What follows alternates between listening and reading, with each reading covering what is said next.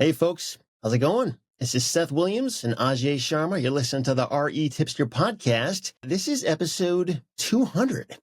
Can you believe this podcast has been around for 200 whole episodes? I was trying to think of some awesome thing we could do to celebrate a 200th episode today. Everything from like shaving my head to buying a new car for every one of our listeners. But then it occurred to me, what would top all of that is if we interviewed Justin Piché. So that's what we're going to do today. We're talking to Justin. Some of you may know him, some of you may not, but I'll just give you a quick lowdown. So Justin has a pretty interesting background. He was in the Navy for about 5 years. He was a submarine officer on the USS Maine. And then he had a career as an engineer with ExxonMobil. Then he got into the land business, and he's had quite a successful track record of pretty much everything he's done so far. Now he runs a team of over 20 people, and his company primarily flips and subdivides land. And there is a ton we have to talk about today. Everything from how he finds deals to how he hires and manages his team, and how to be an effective leader and what it actually takes to build a 7-figure land business. So this is going to be awesome. Justin, welcome to the show.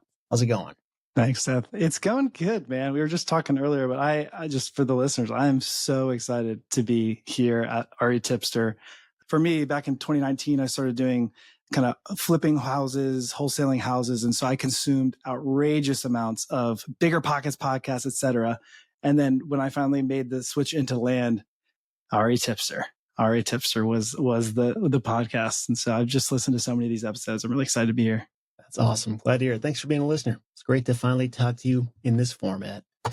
So we're going to start this the way we always do when we interview land investors. Tell us about how you discovered the land business, why you decided to get into it.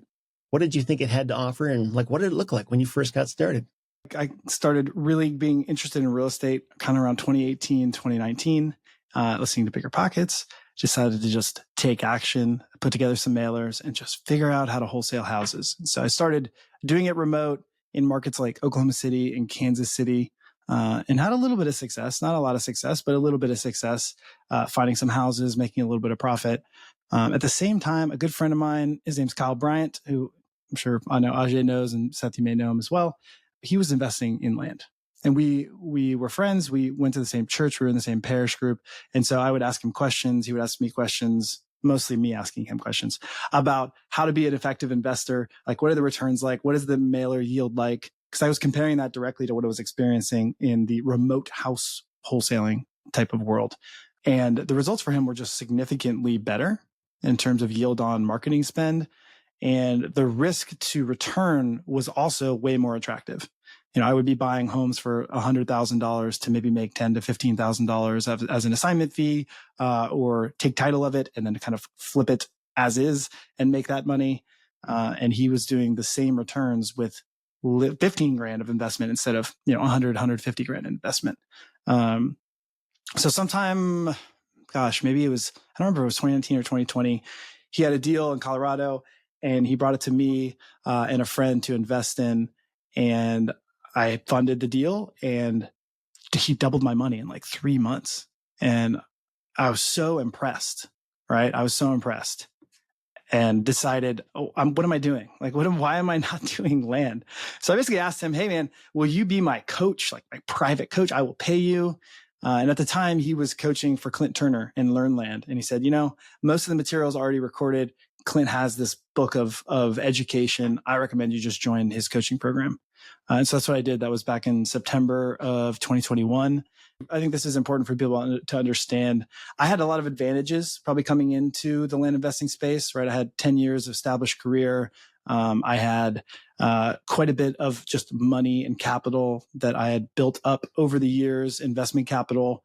And my wife worked as well. And so like, I know a lot of listeners are either looking to get into the land space or they got into the land space and they really bet on themselves and put all their eggs in one basket and kind of was like, do or die, launch this business. I had a couple of, I don't want to call them crutches, but certainly legs up on starting a land business where the risk for me was maybe a little bit lower than some people having all that capital, being able to invest heavily in the marketing and systems to generate good deal flow right from the beginning. Honestly, in 6 months, enough to replace my pretty good ExxonMobil salary, and then having the backfall of my wife working a really good job as well. Yeah, I'm actually curious about that. So you mentioned those three advantages: the, having a pretty strong financial standing, which I assume just means like a slush fund of money built up. I don't know how much that was, but also like your career experience and leadership experience and that kind of thing. And also your wife worked. Which of those three advantages do you think was the most important one? Like, is one stand out as like, oh, that was really what did it for me? Man, what a good question, Seth. You're known for those.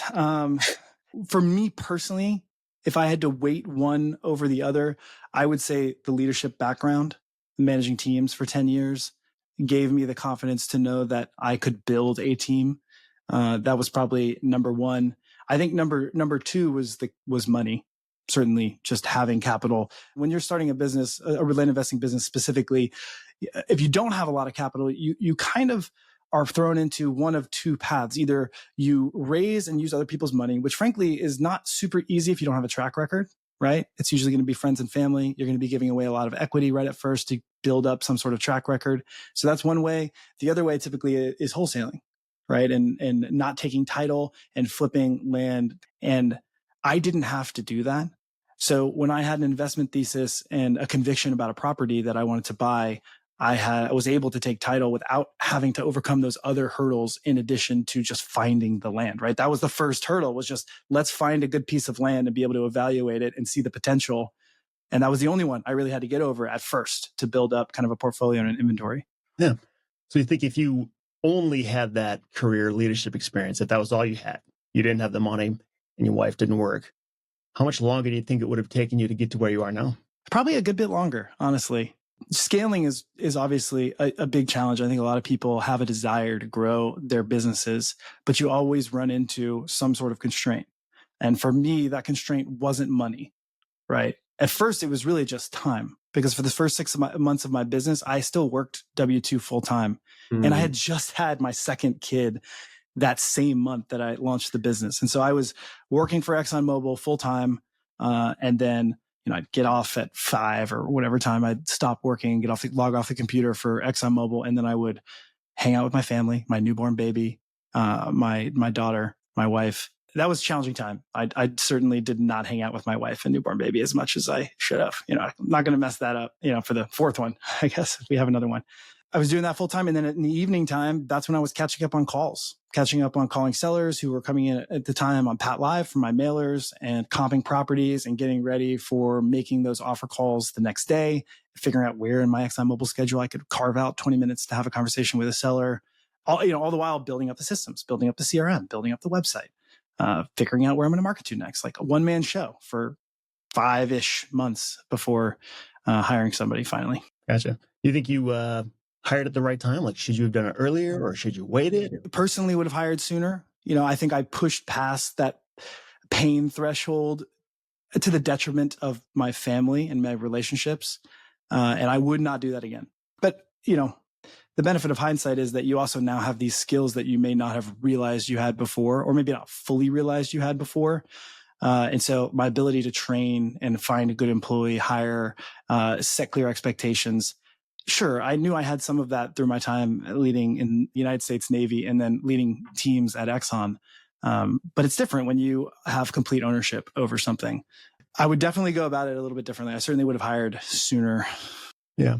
It's a really interesting thing, because I know, like, when I started, I was married, but I didn't have kids yet. And that was a big deal, and just giving me a little bit more time. If I was to start from nothing today with a wife and 2 kids, it feels like that would be way harder. Not impossible, but just way more tension. Plus, you had a job, and it's a ton of stuff to do.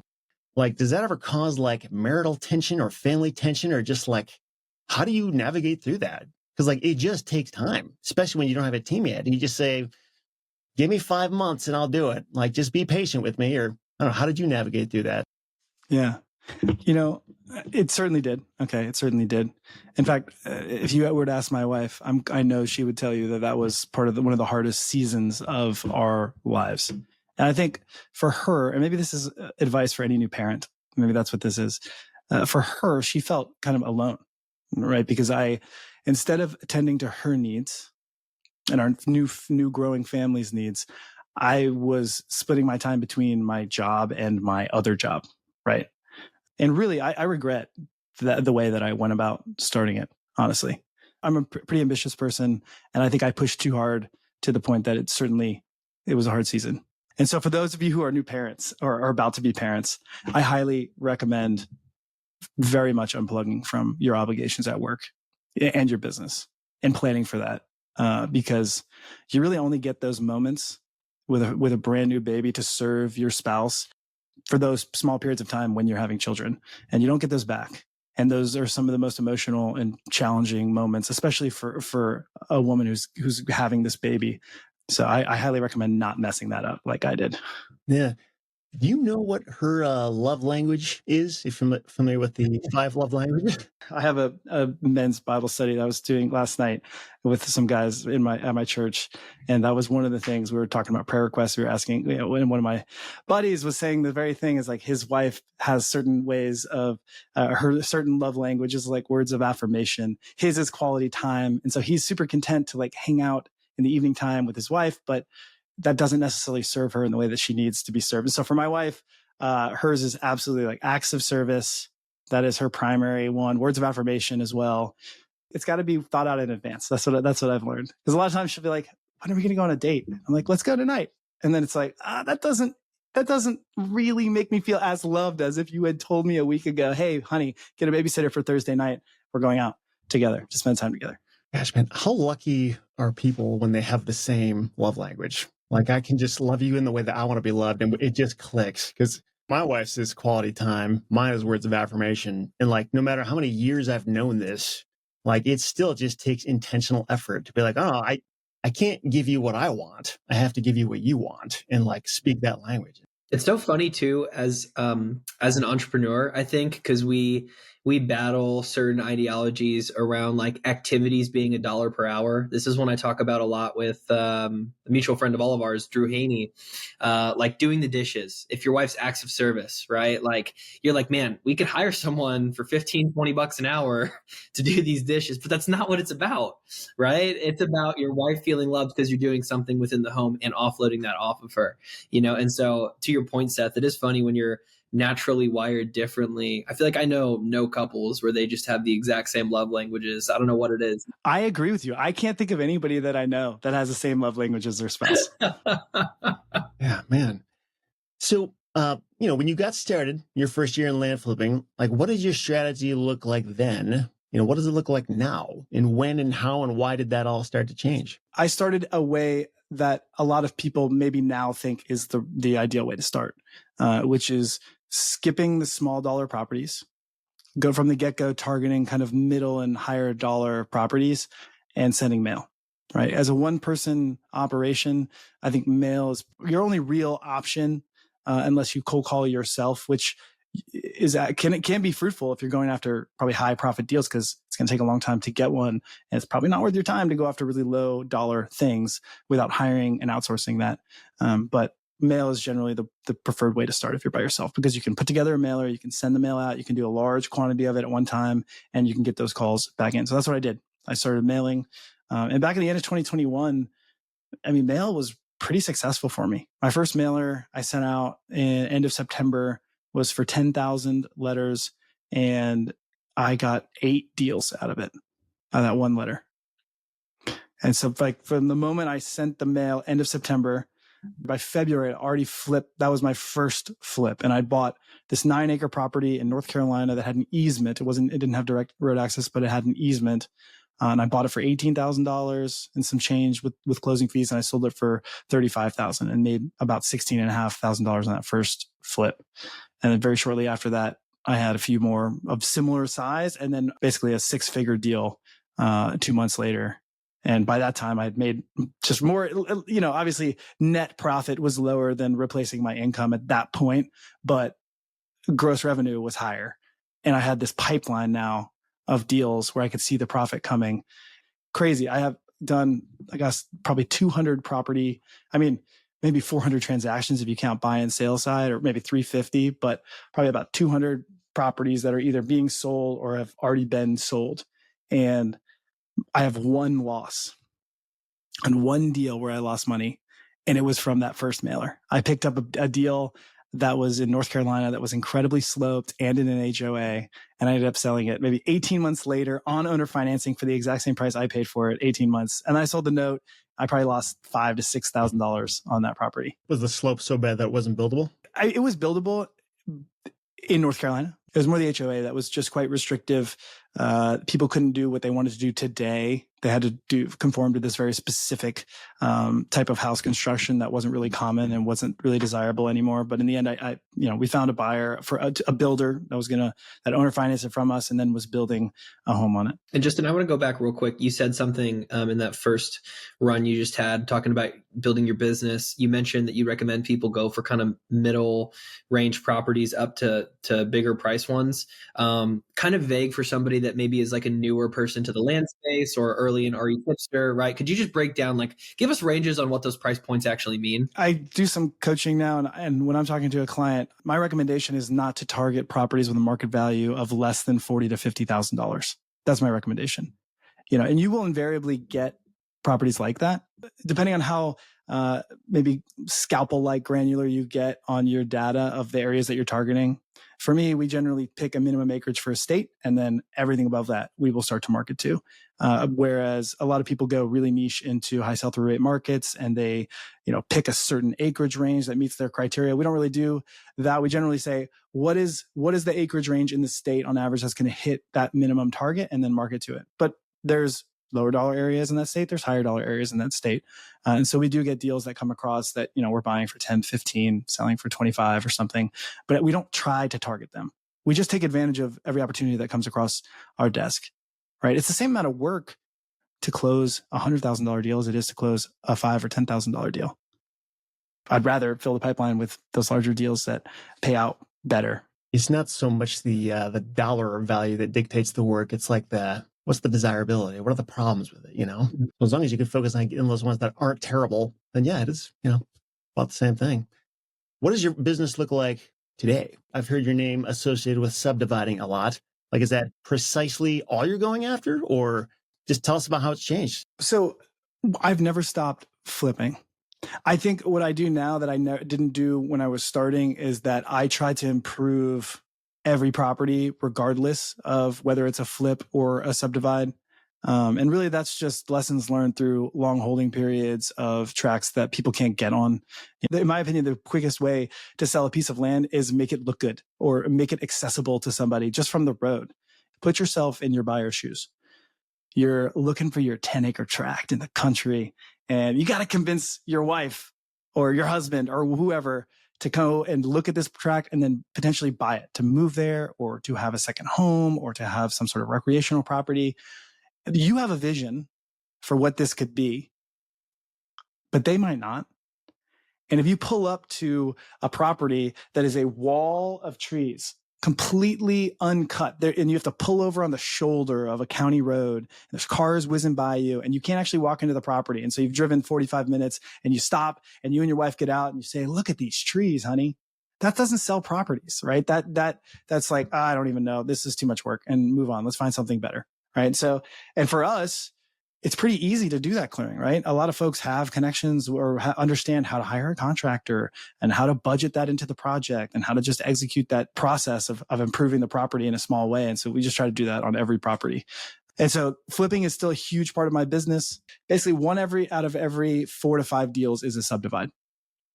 So maybe it's like 4 flips to a subdivide is kind of the way we're running right now. Okay.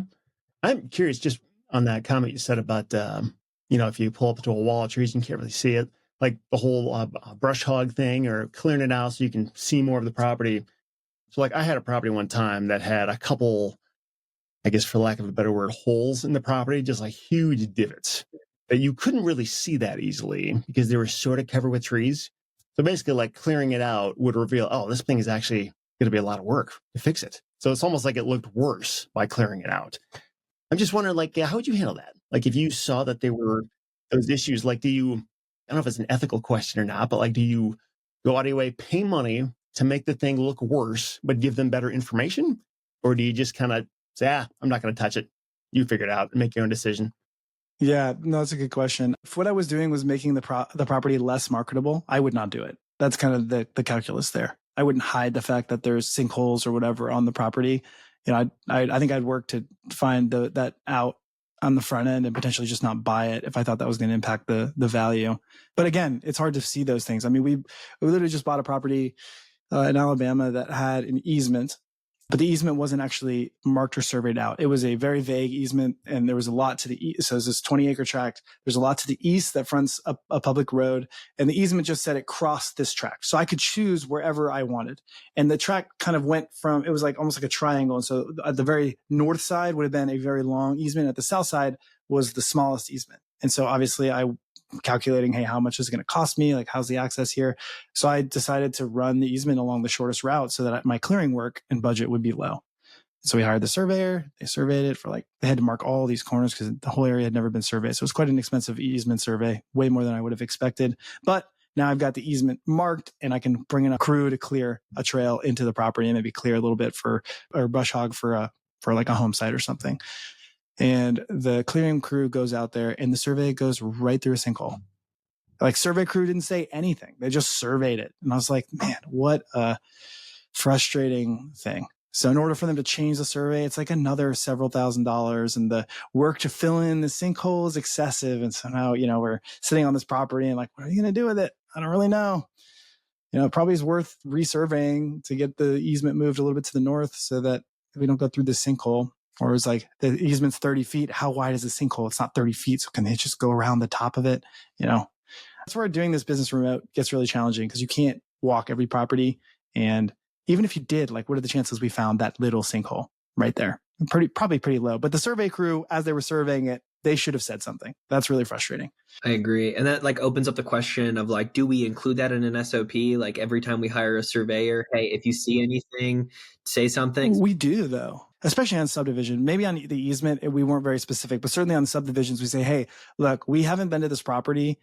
We are looking at the contours. We're looking at the 3D map. We're trying to put the property lines in such a way that it doesn't interfere or makes portions of the property unusable that would be otherwise usable with a different shape of a lot line. So when you're out there, this sketch plan that we're providing, this is just a guess. Okay.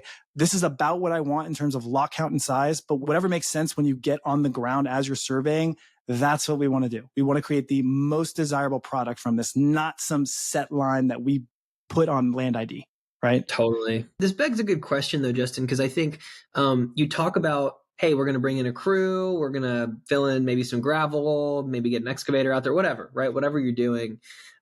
Begs the question of finding contractors, especially in new markets, man. I think this is one of those things that guys like you and me kind of gloss over because we've just been doing it for years, right? So it's just yeah, you just hire someone to go do the work, right? And it's like, dude, how many times have you been bit in the butt by somebody that was supposed to go out there and never went, or did shoddy work, or just ghosted you after something, right? So how do you find good contractors to go bush hog, to go get out a road, to do some gravel? Do you have some kind of a process for how you're finding your contractor? A couple ways. Okay. One, brokers, land brokers specifically, they generally have a book of people that do this type of work because they're the ones responsible for marketing and selling tracts. And so they want the properties to look good. It's in their best interest to keep the cost down for their clients and produce a great result. So that's a great place to look. Obviously, Google, the more rural you get, the harder it is to find, especially people with Google reviews. But I mean, it still works. There's a reason why people have Google ratings, and it's one of the most popular things in the world. I've started using Perplexity. We're in Callan's AI masterclass together, and that's an incredible tool I really, really like that tool.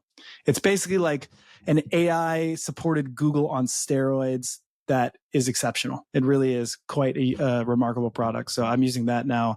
This is just a quick aside, but an example of a query that I did the other day was I was looking for a bank in Knox County. And so I typed in, I'm looking for a small community bank in Knox County that is very likely or has a high likelihood to lend on a land development kind of small entitlement deal. That was the specific query. And so what it did was it found basically all the small banks, and then it gave them all a score. How likely are they to lend on this type of product? So I just went down the list, and the first bank, unfortunately, only worked with people local to Knox County. Even though the project was in Knox County, they didn't want to work with somebody out of state, which a lot of banks are like that. The second bank followed up with us, and it looks like they're good to go. And it would have been really hard to find that in Google, because in Google, all you can do is say, banks, small community bank, you can't ask it extra things like how likely are they to lend. And then you just got to go down the list and start calling. So it just was a better way of prioritizing those banks and giving me maybe less work to do to actually find that bank. But back to finding a contractor. Google reviews, you can use a tool like Perplexity. Depending on what the type of work is, if you're looking for somebody to do like stonework or gravel type stuff, you can call material suppliers like a Rock Quarry or like where they go to pick up the material, because a lot of the best people are there in the morning to pick up rock. The guys that are doing tons of jobs that get consistent business, the Rock Quarry or the materials supplier, they're going to know who those good contractors are. So that's a great place to call as well. And maybe another piece of advice is just call people. I mean, like you got to call people that say they do this type of work. A lot of times excavation companies are kind of your catch-all. If somebody says they have an excavation company, they generally can build roads. They can generally do clearing work. They can do a lot of different stuff. So if you're having trouble finding somebody that does specifically bush hogging or forestry mulching, maybe call an excavation crew. Same with road building. Having trouble finding a construction road building, call somebody that does excavation work, because they either have subs that do that work or they have the equipment to do it themselves. And then maybe a last piece of advice is I always get multiple bids, no matter what. Even if I have a contractor that I trust and that I've been working with a long time, I always get multiple bids. You just want to protect yourself. You want to make sure each bid is competitive. If a contractor starts feeling like they've got you and like you're their customer, they might start to kind of pad their profit margins a little bit. Not everybody's like that. A lot of people do really high quality work for a very fair price. But I have had a bad experience on more than one occasion with maybe trusting a contractor a little too much, having them do subpar quality work and having to both redo it, but also at a cheaper rate from a higher quality supplier. So always get multiple bids. 2 minimum, 3 is kind of a better number. Got it. I'm wondering, how much of this business are you still working yourself now? Or what parts of it are you working yourself versus your team? Is it correct your team is like 20 plus people? You've got like one of the bigger teams I know of out there in terms of land investors. We have 21. We were about to have 22, but unfortunately I had to let a team member go on last Friday. And then I hired somebody new started on Monday. So we'll be 22 soon, I think. We have a job posting out for that position that was vacated. We can talk about that if you guys want. It's never fun to have to let somebody go. And I'm sure there's probably people listening that are like, man, I have some underperformers that I don't know what to do with. So if that's something you guys want to talk about, I'm happy to kind of dive into my philosophy on that. But yeah, 21 people. Obviously, it's split up kind of the normal way that most land businesses are. We have acquisitions. We have kind of transactions of data, admin, finance, kind of in the middle, project management. And then we have sales and dispo. So something that's probably a little different than most land investors is that I have an in-house dispo team. I think a lot of people, at least recently, have moved to kind of broker sales because honestly, you don't necessarily need an in-house dispo team. There are realtors out there that specialize in selling land, and you can kind of outsource all of your dispo to a realtor. But we don't for a couple of reasons. But we have an in-house dispo team that's a sales manager and a couple of assistants that work for him. If anybody's newer to the business and you don't know what dispo means, that's basically just the team to sell your properties. Exactly.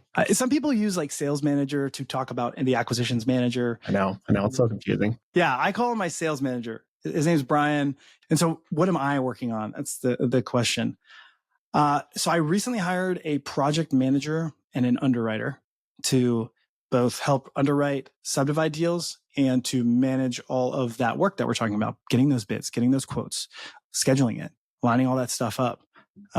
Before it was really just me. That was really what I was doing a lot of is project management because we have 15 subdivides that we're currently working on in various stages of either under contract or selling. And it's just a lot. It's a lot of coordination. And I was finding, as I often find when I'm working in my business, that I become a bottleneck because my time is limited and then things start to kick and push. And that affects everybody on my team. And I don't want that to happen. And so I'll work and I'll identify that hole where I am just kicking things down the road. And I know that I need somebody else to do that. So that was a hire that I had. And so right now I'm doing a lot of kind of bigger subdivide stuff. I'm working on that podcast, the Ground Game podcast, which just launched a couple of weeks ago. We just released episode 5. We can talk more about that too later. And yeah, kind of just nurturing some relationships with funders, simplifying my capital stack in the business right now. Traditionally, I've used a combination of my own cash, unsecured promissory notes from friends and family, lenders, and deal partners. And I'm consolidating all of that into essentially a limited partnership model where money goes into a limited partnership, comes down to an investment company. That investment company is a deal funder for Scout Land Group and potentially other land investors. So I just have kind of one partner that I'm using for funding, of which a lot of the LP money is my own. Man, so many different directions we can go with this from what you just said there. Let's explore them all, Seth. I'll cancel my next meeting. Awesome. Thank you. One thing I was wondering about at the Land Scaling Summit when you were talking on the stage with Ajay, you mentioned what your monthly payroll is. What is that? I should probably know what my exact monthly payroll is. The challenge is that there's a huge commission component to payroll. And so it varies from month to month. But I would say without commissions, payroll is somewhere around $30,000 a month without commissions. And, we add a good month in there, and maybe that goes to like 50 or 55 or something like that. And that doesn't include marketing spend. That doesn't include tech. That doesn't include data. No, that's salaries for employees. So like your normal monthly expenses, I mean, I don't know if that's like... Yeah, somewhere in the 70 plus range. Yeah. Some people might hear that number and just like be in shock. Like, how do you do that? Does it ever give you anxiety? Like, what if you have a month where you don't sell anything? Do you ever lose sleep over that? Or do you have the kind of brain where it's just like, no, it's fine. I just don't think about it. So I don't have that kind of brain. I think fortunately, I think that kind of brain can get you into trouble of not really caring or being like, it'll all work out. I mean, I do have faith that it will work out. But there's a couple things that I try to do to make sure that it works out. One of those is I do take title to every property. And when you take title to a property, especially if you buy cash, you have an asset that is lendable. And so one of my levers in my business is if I see some sort of shortfall coming because we're going through the summer or the winter and the sales pipeline isn't full and I see these OpEx expenses coming, then I can see that a couple of weeks or months rather ahead of time and work to leverage a property. Use one of my bank connections to leverage a property. Additionally, since I have a lot of equity in deals, I can bring in partners on those deals and basically give away some of my future profits for cash coming into the business. So it's another lever. I have a portfolio of notes. So third lever is that I can sell those notes for a cash value and get a cash injection and forego the cash flow of those notes. Really, those are the main kind of levers I have in terms of bridging slow periods. But another thing that I like to do is something called a 13-week cash flow analysis. And it's not super easy to do.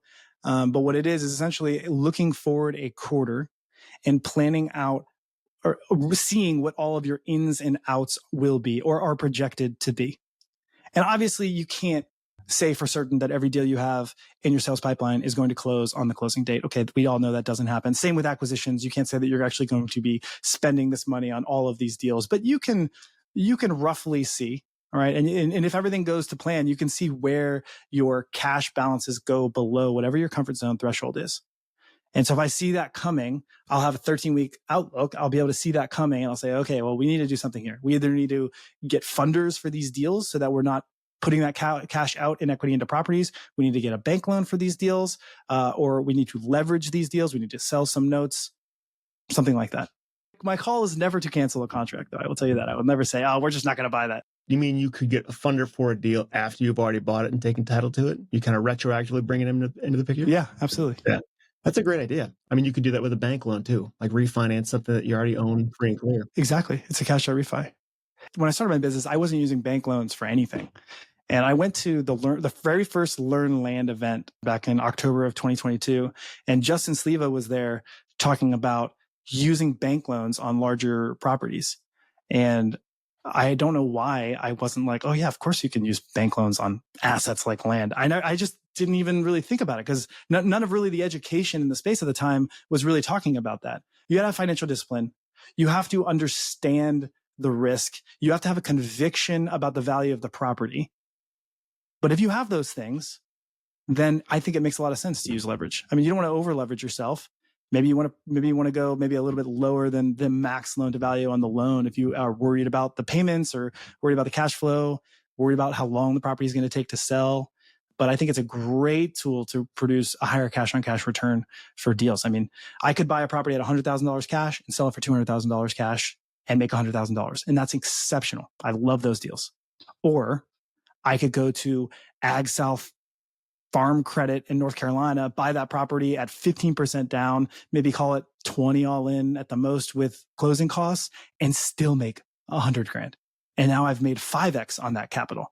The whole bank loan topic is pretty fascinating because you're right. I mean, there is kind of a misconception that banks won't finance land. And I think that's true if the dollar ranges in a certain point or depending on the uses or lack thereof of land. And especially if somebody's starting out with super cheap stuff, and like, yeah, they're going to hit that. But when you graduate to bigger properties, like it's totally feasible. We actually did a really good deep dive on that with Jay Thomason and Daniel Earhart, episode 192, REtipster.com/192. If you want to hear more details on how they did it, they offered up a lot of specifics on how they were able to find those people and pitch their deal and make it work pretty well. So I am curious, a lot of people that I know who have big teams, even half the size of yours, it seems like, at least from what I hear from them, they're on calls a lot during the week. Like a good part of their week is just telling their team how to do what they're supposed to do and making sure they're doing it and that kind of thing. Is that true for you? Or do you somehow not have to spend all your time that way? I am on a lot of calls, but that's because I do coaching, I do the podcast. And so there are a lot of periods of time that I am doing those type of calls. Honestly, I am not in a ton of meetings with my team. And I think that's because I have really good managers in place. So maybe I can just go through like kind of the meeting cadence for my team. I think that might be helpful. So we use the EOS framework to manage the business. Gino Wickman, the book is Traction. I know a lot of folks in this business have heard of it or are in various stages of using it. I had read it maybe back in 2020, early 2022, kind of sort of tried to implement it, but didn't have a ton of conviction about it. And then when I hired my assistant January of this year, I was like, all right, this is your first mission as assistant, is to get every single meeting scheduled, get the frameworks built out, and hold me accountable to holding everyone accountable to execute this plan. And it's been incredible. There's team meetings that I'm not a part of, right? There's my sales manager has sales meetings. My acquisitions team has acquisitions meetings and training. The ones that I am a part of is I'm part of a weekly transaction coordination meeting. And that is really an alignment between sales, transactions, project management, and myself of all the things that need to happen on all the deals that we're working on. And right now, we have 40 properties under contract to purchase. So there's various things of all these properties that we need to do to get them ready to market and sell. I lead a team meeting once a week with the entire team, everybody on the team. And that's more of a kind of general update, give the team updates on things that are happening. I like to be pretty transparent with the team of what is happening and what's not. So they just understand where we are, what's coming. And then we get to give department updates. So acquisitions gives an update, sales gives an update, transactions and marketing give updates. And then I always end with 4 wins. I make everybody share their video because it's so frustrating to be on a call and nobody's sharing their video, especially when you're on a multinational remote team. It's like, come on, guys. So we all get on video and I make people share 4 wins. We won't leave the call until I get 4 wins. And that's really fun because I love hearing good things that are happening in my team members' life. And I know they do. And it helps everybody feel more connected and more part of a team. So we always do that. And then we do a level 10 meeting on Thursdays. And if you're familiar with the EOS framework, the level 10 meeting is 90 minutes. It's got a pretty set agenda. And you really you kind of work through, you do a segue, kind of get updates. You look at KPIs, you review your quarterly rocks or your big goals for the quarter and kind of any progress or any updates that are needed on those. And then you go through and any headlines that you need to communicate down to the team. And then the bulk of the meeting is spent with IDS, which is identify, discuss, solve issues. It's all about looking introspectively at your business, each of the departments, and saying, what are our issues? Like, what are we struggling with? What is going wrong? And just getting it out on paper or on the computer program or whatever you use to do it, and actually discussing them, segmenting out that time to discuss them. And that's been super helpful. It's super helpful. Incredible. Just to admit to ourselves what we have going wrong and then put plans in place to actually solve those issues and move towards us being better. Maybe we could quantify, like, how many hours per week are you on any kind of call with anybody on your staff? Not podcast staff, none of that, but just like your actual land business. Probably 7 hours a week. So about an hour and a half a day I am on calls with my staff. And the reason you're able to keep it to that is because you stay in better touch with your managers and then they handle all that? Yeah, there are more calls happening. It's just I'm not a part of all those calls, right? Like I don't need to be a part of the sales team call. But I don't. I mean, I'm not setting strategy for how we're marketing. I'm not negotiating on offers. I'm not finding new realtors. I'm not making sure the buyer's list is all in order. That's my sales manager's job. I'm not in the acquisitions training meeting. I'm not the one training my cold callers. I'm not the one training the rest of my acquisitions team. My acquisitions manager is, or my cold calling manager is.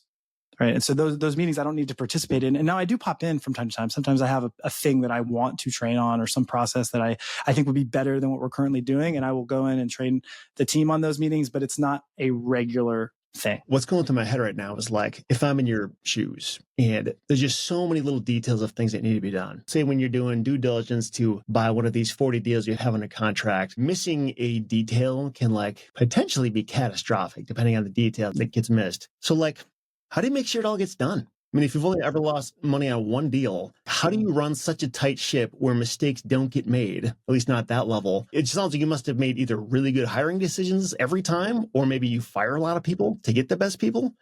I guess, which is it? Are you really good at hiring, or do you have to like cycle through a lot of people to get the star players? Yeah, that's a great question. So let me start by saying like mistakes are made, but you're right. We don't make many mistakes that are catastrophic, I would say.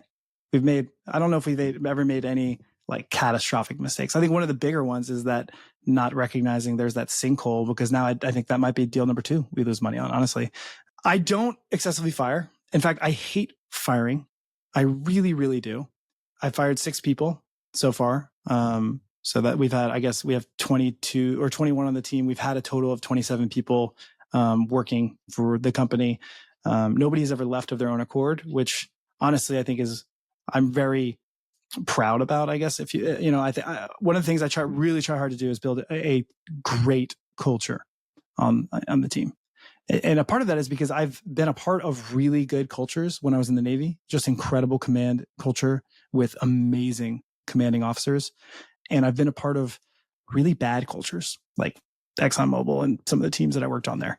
And I just understand how important it is for people to feel valued at their workplace.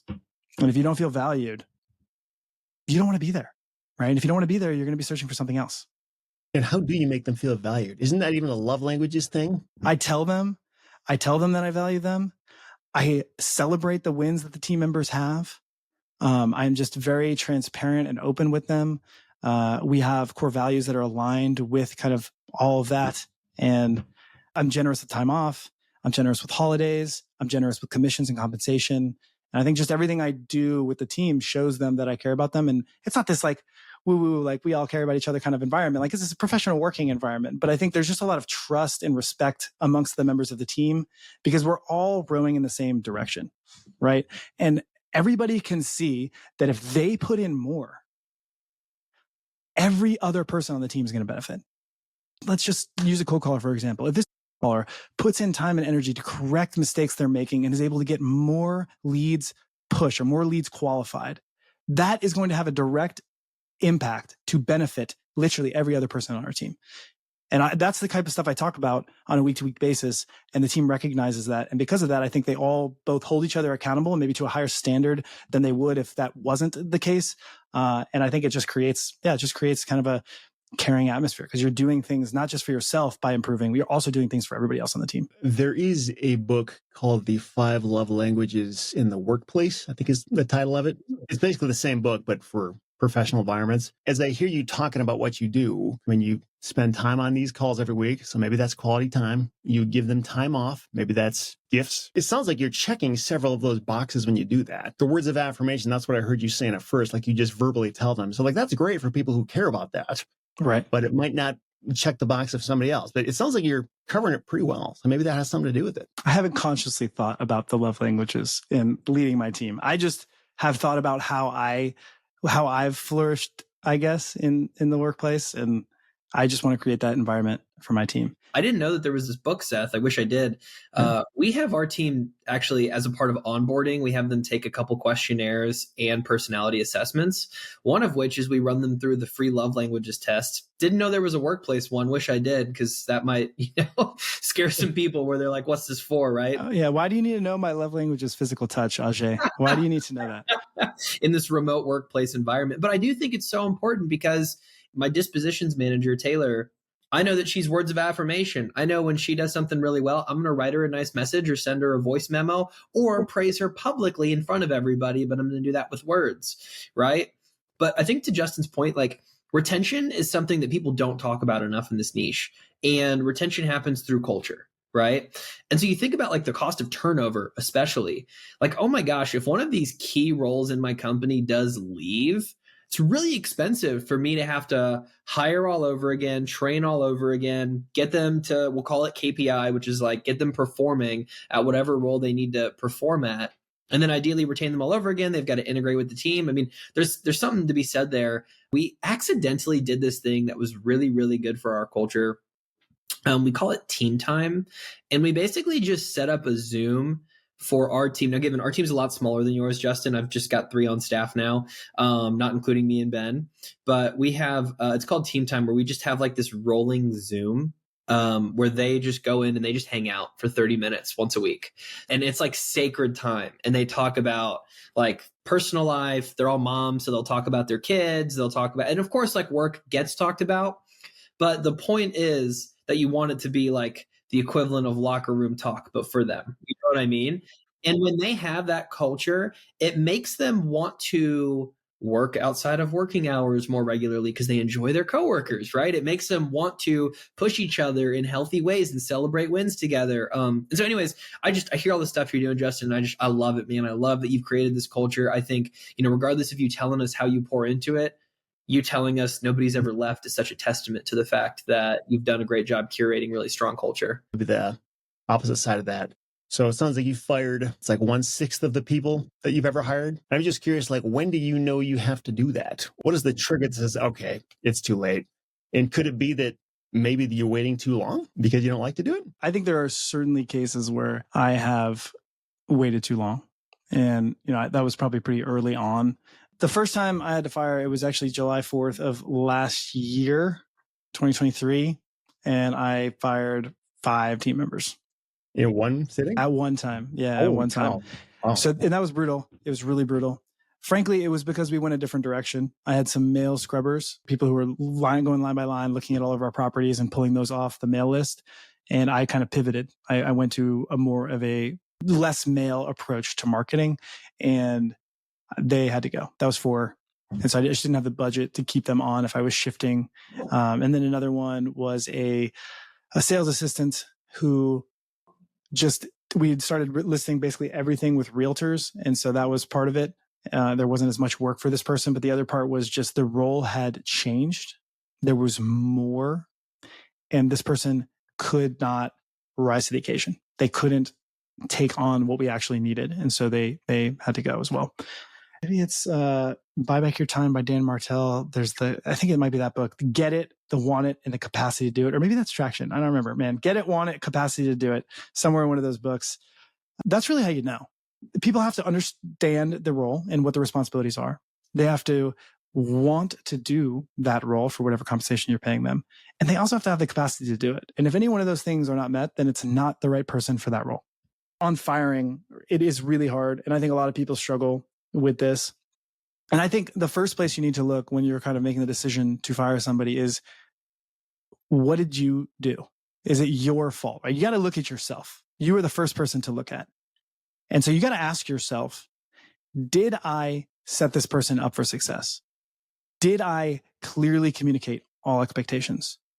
When those expectations were not met, did I give feedback and provide opportunity for that employee to rise up and meet those expectations? If the answer to those things are no, then maybe you still need to fire them, but it's your fault. If the answer is yes to all those things, how many times do you let this go? Is it like 3 strikes and you're out? Or is it like, I've done it all once and you didn't do it, so you're gone? That's a great question. It depends on what it is. The risk of firing somebody too late is that the rest of your team sees that and starts to feel like they're not working in an equitable business. They see that, and they see that you are kind of a weak leader that tolerates kind of underperformance. Okay. And that's not good. And then they also it's not fair, right? It's not fair to the team. And so what you're really trying to do and trying to protect is everybody on the team. As the leader of your team, you cannot prioritize one person, like your own feelings and the feelings of this person you need to hire. You need to prioritize the entire organization and your team. And the right thing to do when you have an underperformer that the rest of the team recognizes as well, especially, is let them go, right?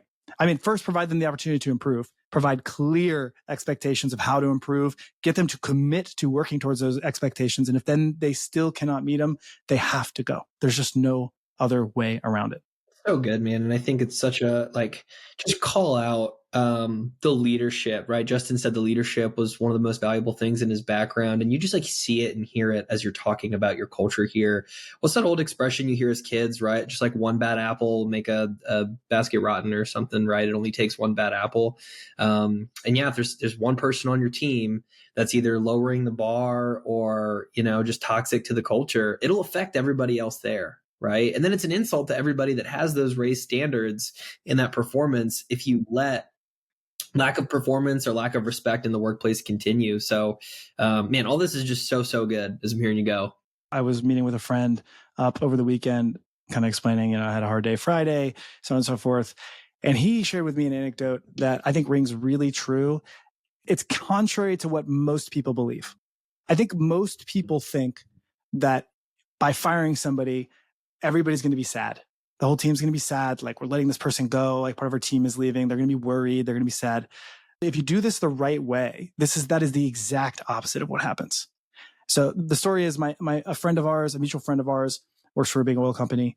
They went through some very deep cuts, a one-time kind of deep cut, basically like get rid of the chaff type of a cut. And everybody was worried. They were like, man, like, what's, everybody's going to be sad. Like, we're going to be like, morale is going to be so low. Productivity is going to be so low after this cut. But instead what happened is everybody who was left was a high performer. Everybody who was left was bringing the most value to the company. They all felt validated in that. And they were just like going, man. People were positive. They saw a lot of the waste disappear. They felt valued as employees. They felt respected by their leadership because the people that were not holding up their end of the workload in the bargain were the ones who were let go. And it really just invigorated the company and invigorated the culture. And that is what actually happens if you do this process right. Not the sadness. There may be a little bit of sadness, right? People make friendships. I get it. So I'm not going to discount all of human emotions, but you will have a better, more trusting team that feels respected.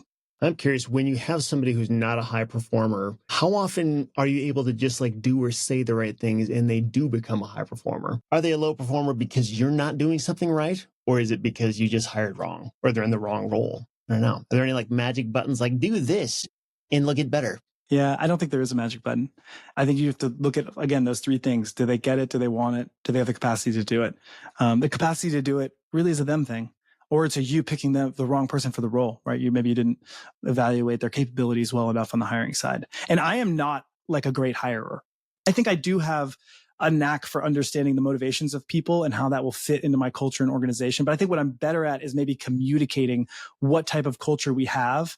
And that is almost in itself sort of a self-selection. Like, the people that want to be a part of that are the people that will continue on and accept the job. The people that don't want to be a part of that will not.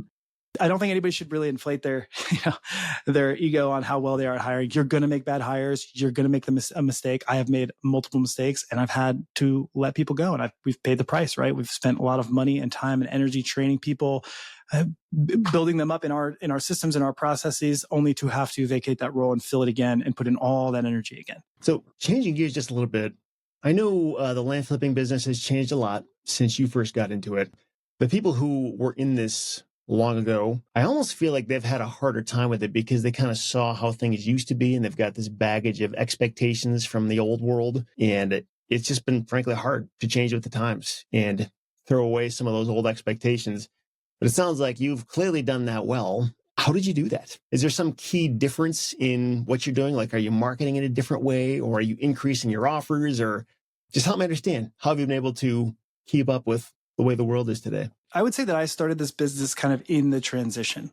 People who started their businesses maybe 2016, 17, 18, 19, maybe even into COVID times, 2020, there was a certain way that things worked, right? You send a bunch of mail, you get a bunch of responses, you do deals. And then in 2020, a lot of folks started getting into the space because, people had more time. They were working from home. They were a lot of people were laid off. They're trying to explore these opportunities that allow them to continue to make money for their family. And property values kept going up, and the getting was good. 2020, 2021, 2022. So I started the end of 2021, and I feel like it started to transition pretty significantly at the end of 2022. So I was really only in kind of the good getting, if you will, for about 6-7 months. And then it started to shift. Deals started to get harder to get. And that's when I started pivoting kind of along with the changes to the market. I thrive in maybe a little bit of chaos. I think I just get really bored if I don't have so much going on. I think to some people that might seem incredibly stressful, but I got my 3 kids, I got this business, I'm doing the podcast, I'm building a new house. Things are just going crazy, but I feel so much vigor when I get up and I'm starting to work because there's just so much I can accomplish. Part of that is just, I like to be agile. I like to try out new tools. I'm very, very action oriented. If I think something is going to benefit the business, myself, I think it's going to work, I am going to try it. I'm going to do it.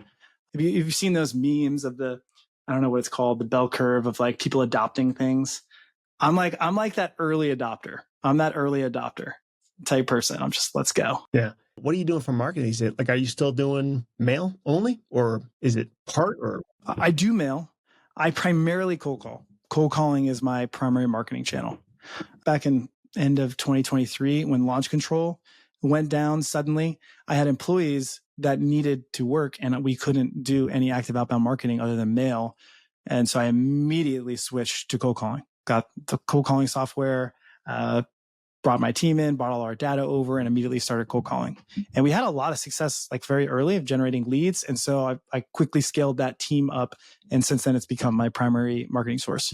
Because earlier you were saying that, for a new person, direct mail is the only option, I think you said. Why do you say not cold calling? Maybe I can clarify that statement. Direct mail is really the only option if you are by yourself and you don't have anyone else to help you. It's not the only option. I want to be clear. You can totally text, you can totally cold call, you can do those things yourself. It's just, you may find very quickly that takes so much of your time. You don't have any time to do the more important things in your business, which is focus on scaling it, negotiate, especially early on, is negotiate deals, talk to landowners. If I were to advise somebody today of how to start a land business, I actually wouldn't recommend starting with mail. I recommend starting with a cold caller. I recommend starting right from day one with hiring a cold caller, figuring out all your data, figuring out your software and processes. Do it yourself for a week or two. Just do it. Figure out what they're going to be doing. Figure out the lead flow. Figure out the strategies you want to use, and then hire a cold caller. Because the price per contract, price per deal is significantly lower than mail for me. And every market is different. Okay, there's so many factors that impact how effective your marketing is. For me, cold calling contract, to get a property under contract from cold calling, is less than 1/3 the cost of mail. And so the evolution of my marketing has really been driving down the cost per lead, cost per contract, cost per deal. Are you using a agency or something? Or do you have all your own people in-house to do cold calling? I have all my people in-house. Obviously, we've been talking about leadership. I love leading teams. I really do. It's one of the things that I find the most value in. So I wanted both the team to be in-house, but I also, because of that, I have a lot finer control over qualification of leads. I can specify exactly what types of properties I want them to forward on to my acquisition manager, lead manager, and now US-based closer. We can change that over. We can dial it in, dial it back. Every time we see a subdivide opportunity, boom, we don't even need to qualify on price. We move that over because we're going to make an offer on it. And it's hard to do that when you outsource it. It's not impossible. There's a lot of great companies. I know you've had Joe Roberts on here. Joe's a great guy, and I think he runs a really solid operation. It's just, for me, I'm trying to drive that price down as low as I can, and I have the skill set to manage that team. Yeah, gotcha. What if somebody doesn't love managing a team? I can clearly see you love leadership and you're very good at it. If somebody doesn't love it, or they're not good at it and they have no interest in doing that, do they just kind of need to settle for a smaller business? What would you recommend they do? There are obviously great companies that you can outsource to. You just have to know that it's going to be more expensive than if you bring it in-house.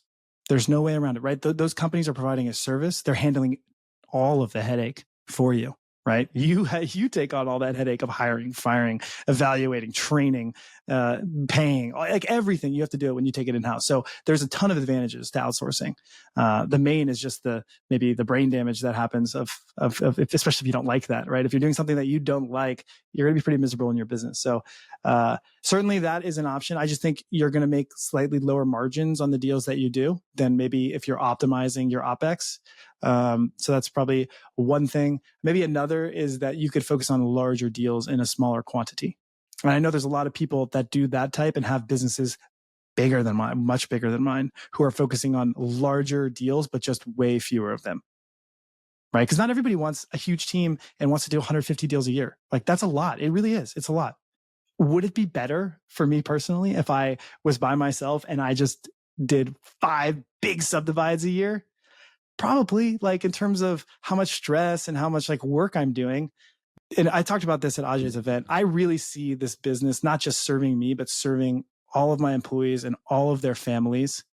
And like, I think that's genuine good in the world, that there are 50 families that are elevating their lives because of this business. And maybe not to get too religious, but I am a Christian, and my God is a creating God, right? He worked, he created.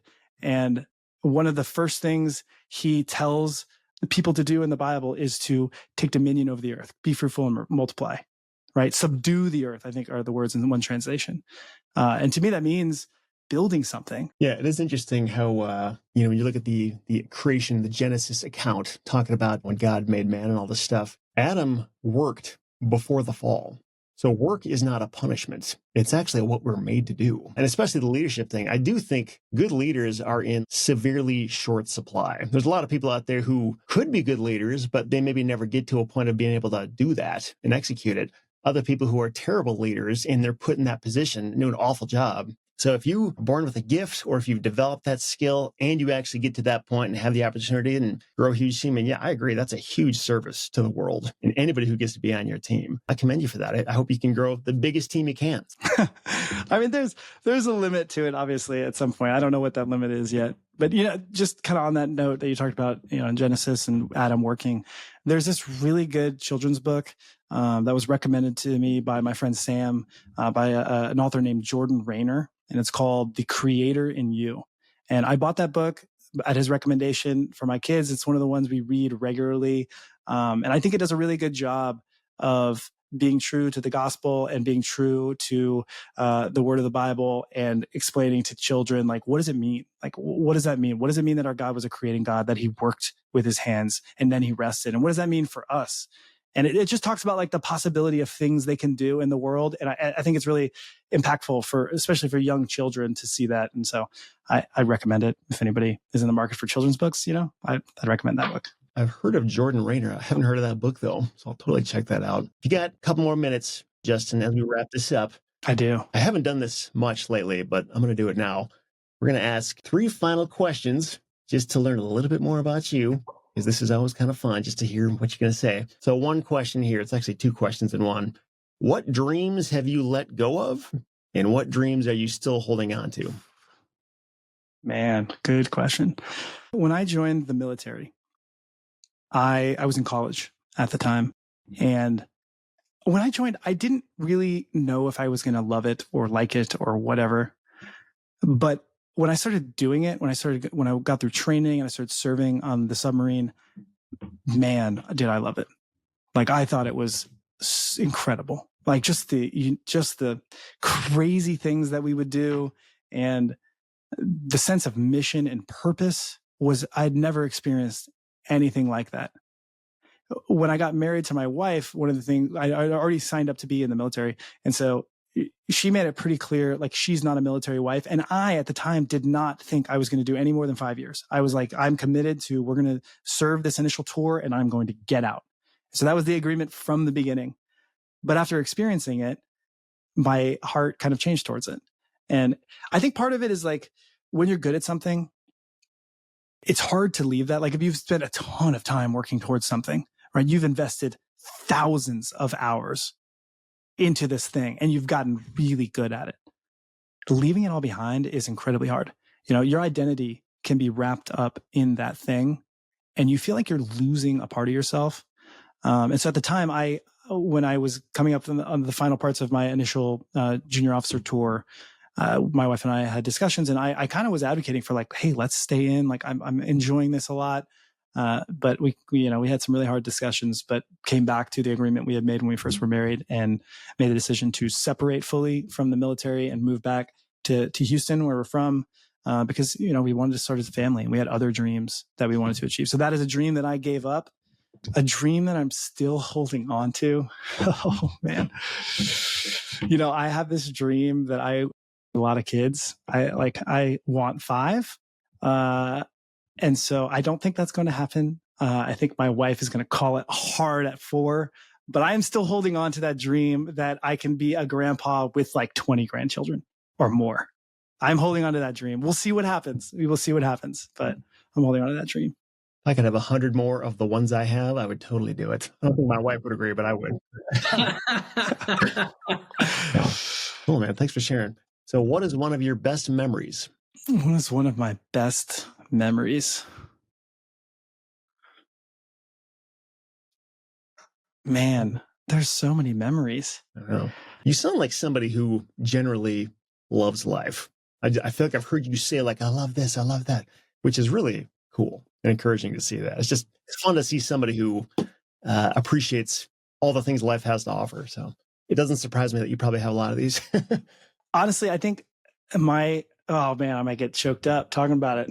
Whew. One of my favorite memories is the birth of my daughter, Nora, my first child. I think there's very few things that, actually, that's not true. There's a lot of things that people share, like across like all people, and having children and experiencing being a parent is one of those like common unifying experiences that people across time and location have experienced.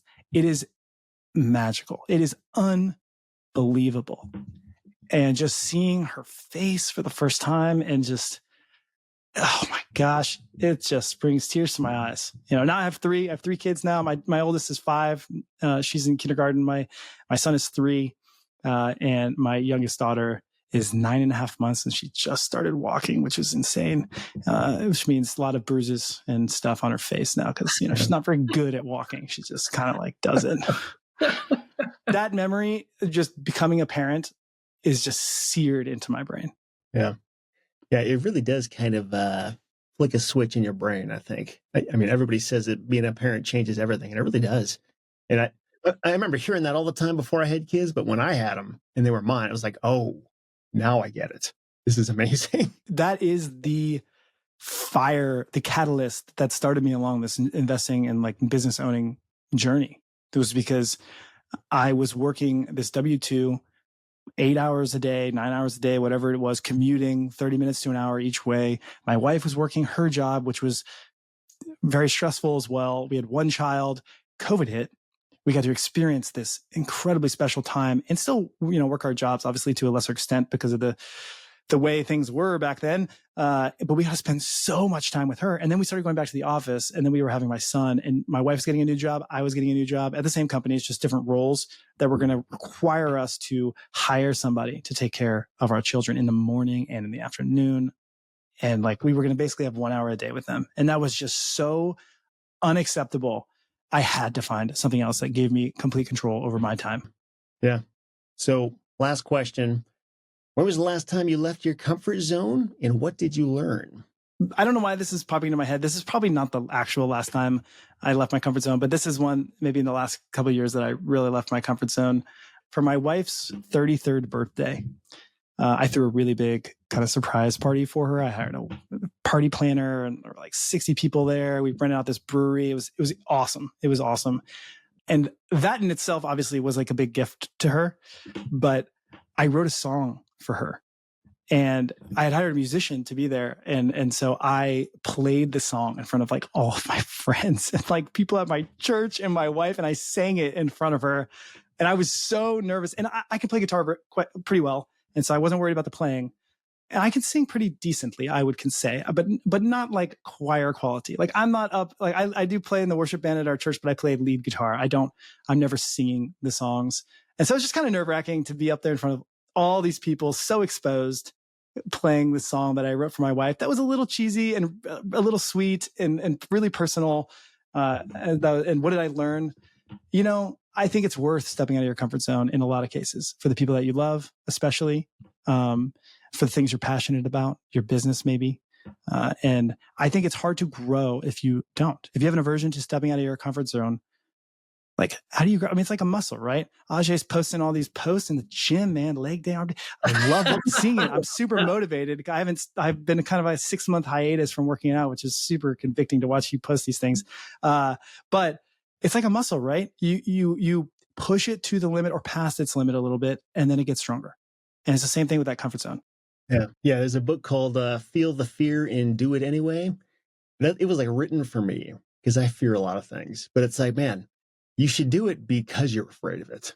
Like, just overcome that. Like, don't let that limit what you're going to do in life. So, are you guys fans of Ryan Holiday? Big stoic guy. He's got the book Courage is Calling. If you guys have read that one, I want to be careful as I say really recommended because I actually only read the first couple chapters. It was one of those where I got what I needed out of it. So I just kind of stopped. I don't know whether that's good advice or not, but I definitely do that with some books. But I think to your point, Seth, something that Ryan does so well in that book is he says, courage is not acting with a lack of fear. It's acting despite having fear. Right. So courage is truly like when you are scared of something and you do it anyways. And that's something that like me and my business partner, Ben, we talk about all the time, where sometimes we'll be talking through stuff and I'll be like, oh man, yeah, but that kind of scares me. And then I'm like, shoot, why did I say that? Because then Ben will go, good, now you have to do it. And I'm like, right. Dude, Ben is awesome. He's great, man. He's great. But that's so cool, Justin. That's such a great story. And I didn't know you could sing, man. A little bit. Okay. I'm not advertising that I can sing. I'm not advertising. I sing constantly though, to my kids. And honestly, it's been an encouragement because my daughter started piano. Her piano teacher, I went to go pick her up and she was like, she is a natural. Like, she's picking up on concepts that I'm like, well, we sing a lot. I play the piano for her. She sees me play guitar. Like I try to be very musical with the kids. And so I'm sure she's just kind of picking up on that over years and years of hearing that type of stuff.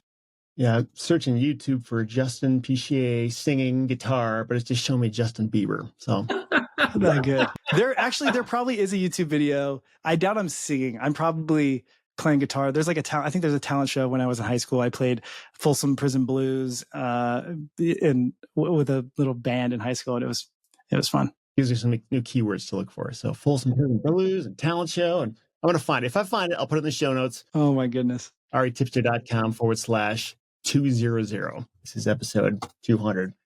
So Justin, thanks so much for sharing your wisdom and experience with us. Awesome conversation. People want to find out more about you. What should they do? I love that you asked me that. So as alluded to earlier, I have just started a new podcast called The Ground Game Podcast. We launched like 2-ish weeks ago.